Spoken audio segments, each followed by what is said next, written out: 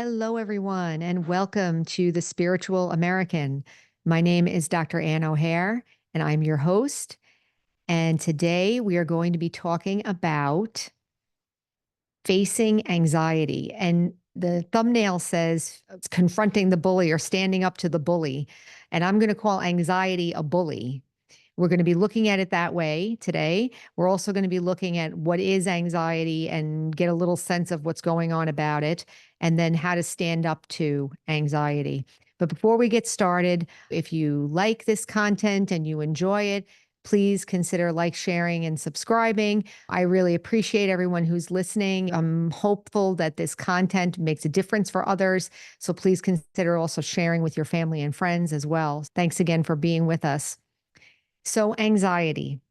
I have experience with this. I actually have had anxiety since I was a child, maybe like 9 or 10 years old, had anxiety.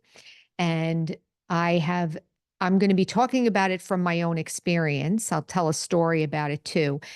So, we're first going to talk about it from the caring side, and then we're going to talk about it standing up to a bully side.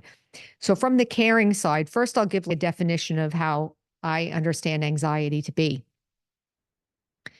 Anxiety is a fear-based experience, but it's not only in the mind, it's also in the body. So it has a mind-body synergy. So for instance, if someone has anxiety, maybe you'll hear someone say, I can't exercise because even when I exercise, I'm having a panic attack. Or somebody might say, I feel like I'm having a heart attack. I have chest pain, and they go to the hospital and they say, no, there's nothing wrong with your heart. It's anxiety. Or my arm is going numb. I must be having a stroke. No, they go to the hospital and there's nothing wrong. It's just anxiety. Or I'm sweating and I'm fainting and they think, oh, there must be something wrong. Maybe I have a tumor or something wrong with my brain. No, it's just anxiety. And that doesn't mean you shouldn't get checked. You actually should get checked, because those symptoms could also mean some of those critical issues like heart attack or stroke or something like that. If anyone has had anxiety, they understand what this feels like. It feels like you're not in control of your nervous system.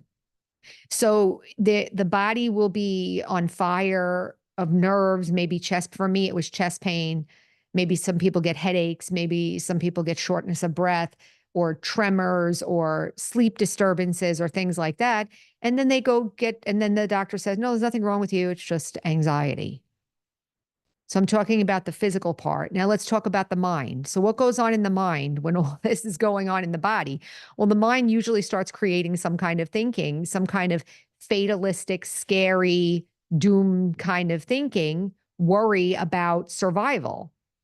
So if you think about this like fear, flooding of fear, not only mental, but also physical.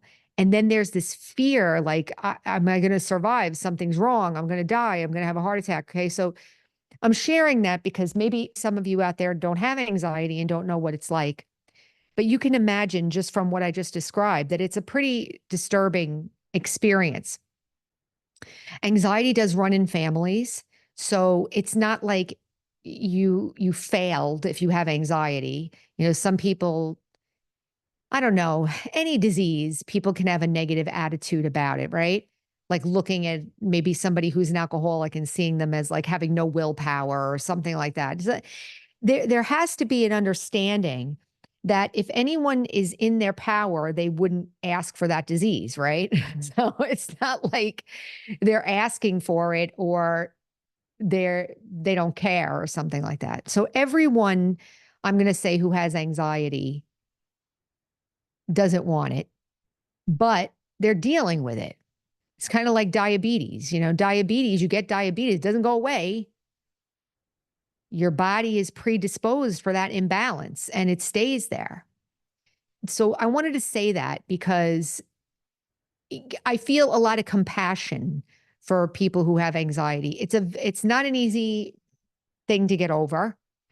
And I'm going to share now a scenario, even to make it more. I hope nobody's triggering, but for those of you who don't have anxiety or who maybe weren't able to talk about it or I'm trying to share my own experience. So I had an experience maybe about 7 or 8 years ago. I was very close to my mom, and I decided to set some boundaries. And if you've been watching the episode, I've been talking about boundaries. And I set some boundaries with my mom, which I never did before. Nothing negative, but just a boundary, like I'm going to give myself some space. And just about at that time, I got on a plane to go to India for a meditation retreat in the headquarters of the Brahma Kumaris in India, and I was going by myself. Now, I had traveled all over the world myself before. Like, it was no problem. I'm a pretty worldly person. I can go on a trip by myself. I had never been on a 13-hour flight before, but I've been to Hawaii and I've been all over. I've been to Europe. I can do it, right? So I get on the plane, and I had anxiety before, and I used to take medication for it, but I had done better. I had kind of been over it. I've been better. Like, I didn't have any medication with me because I was doing better and I wasn't taking it. So I was on the plane, and we're on the 13-hour flight, and I'm about an hour and a half into the 13-hour flight by myself. And I start having a massive panic attack, like a massive panic attack. So what does that look like? It looks like my energy is heightened. My mind is going very, very quickly, fearful thoughts. I feel very in danger. I feel out of control. I feel scared. And it was like a storm, a very powerful storm in my mind. Now, I had been meditating for years now, and this is what I'm going to talk about now, about facing the bully, because I had to make a choice. I was on a 13-hour flight. Where was I going? I didn't have anybody to talk to. I had to go through the different scenarios in my mind. Like, am I going to talk to the stewardess? What's she going to do? They're going to land the plane because of me? Like, I'm a nurse. So, like, I kind of know the scenarios. I know what they're going to do. And so I said, well, I don't want that and I don't want that, but what am I going to do? And then I said to myself, now I had been practicing this meditation for several years, like I said, and I had also been practicing the idea that thoughts are just thoughts and emotions are just emotions. They're not me. Like, they're not me. They're there, but they're not me. So I said, and at that time I said to God, I'm going to do this, and it's either going to work or it's not. And I started fighting in my mind. Now, nobody knew. I'm sitting in the seat, or I'm in the seat on the plane, and nobody knew. But I literally started standing up to all of those. I said, you're just a thought. You're just an emotion. You're not real. You're just a thought. You're just an emotion. You're not real.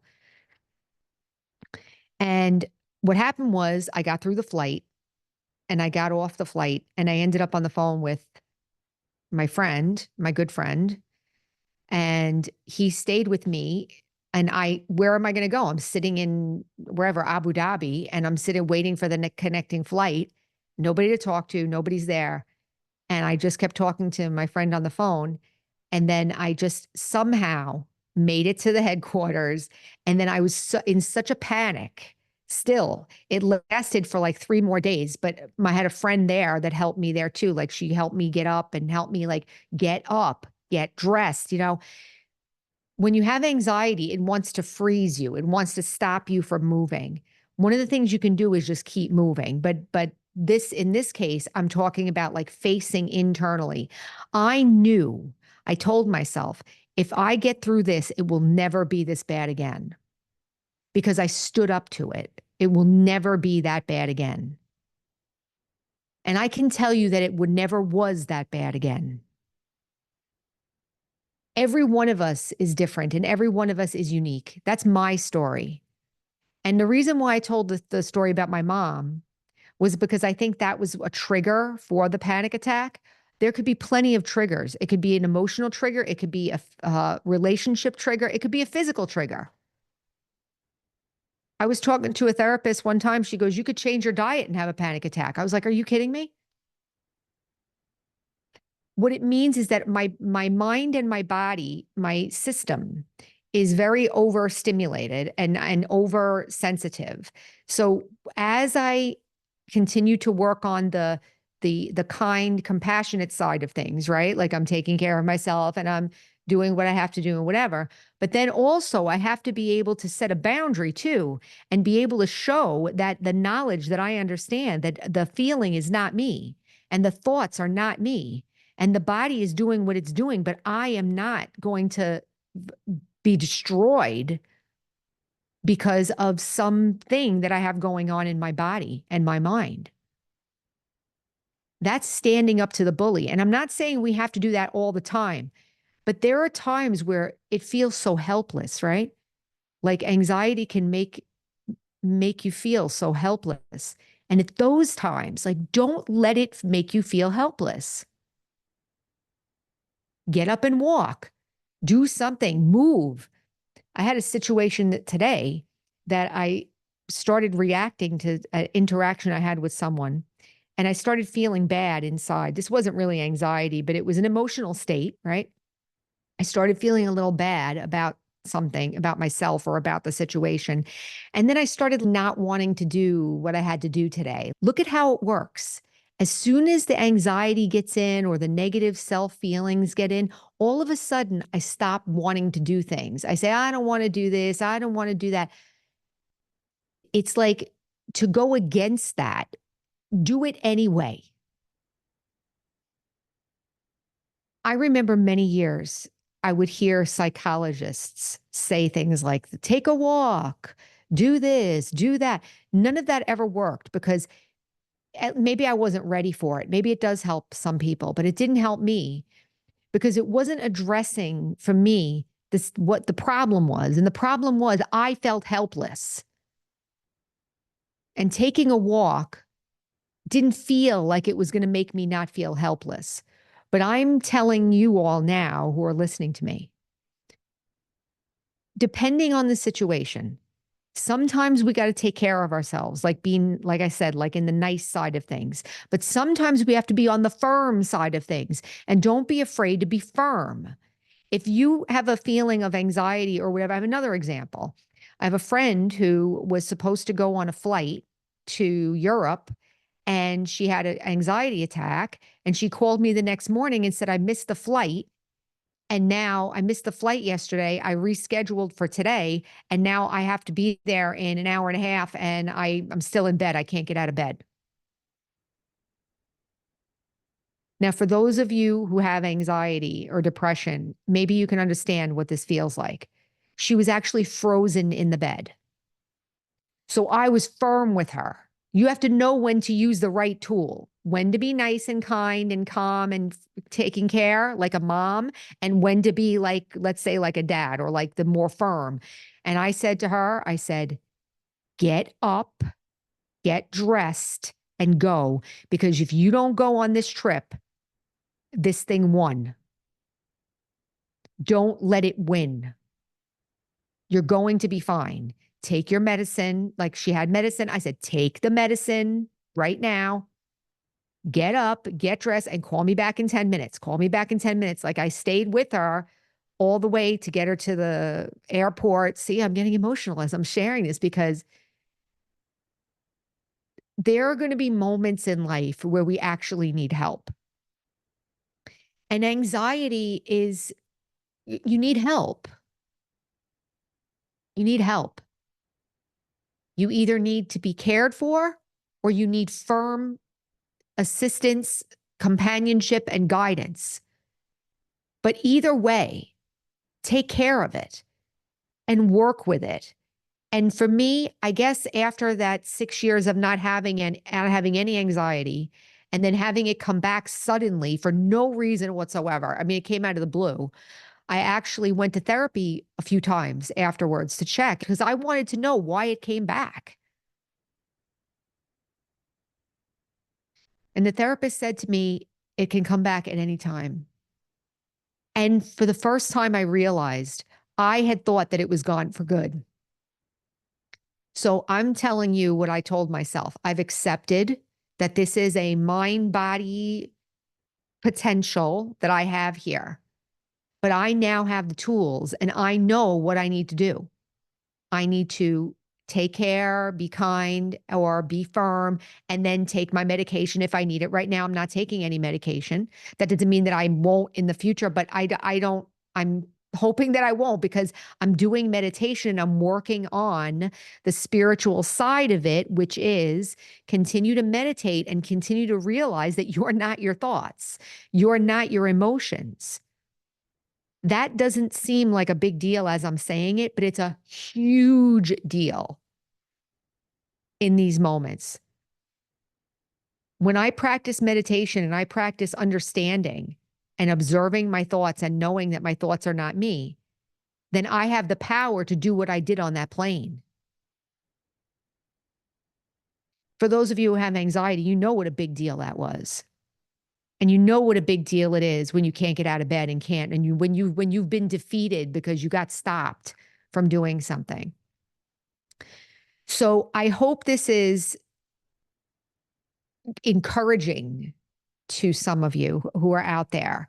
I try not to be overly clinical or overly psychological, because I feel that knowledge is good. Like I said, I went out and got therapy because I wanted to know, like, what's going on. So science is good. But at the end of the day, I'm going to say the real triumph and the real victory is when you gain power in that scenario. And right now, I can share with you that I have it. I know I have it. It's like any disease. I have it. I'm going to have it. It's fine. But I know now that it's okay that I have it and I can manage it. You know, I know what to do and I have the tools. And then the more I meditate and the more I practice, the less frequent it shows up. It hardly ever happens anymore. Like I said, I went 6 years without any anxiety whatsoever. And the relapse lasted like a month and now it's gone again. So that's okay. So I'm doing well. So I hope that that gives like maybe a little bit of a different perspective, and also the idea that I can stand up to it and confront the bully, right? When your mind is when you need that firmness. Okay, so I'll leave it there. And so thank you again for joining us. And our slogan is heal, empower, and serve. And the reason why it's serve is because every time you get better, everyone around you gets better, including the whole world gets better. So until next time, take care.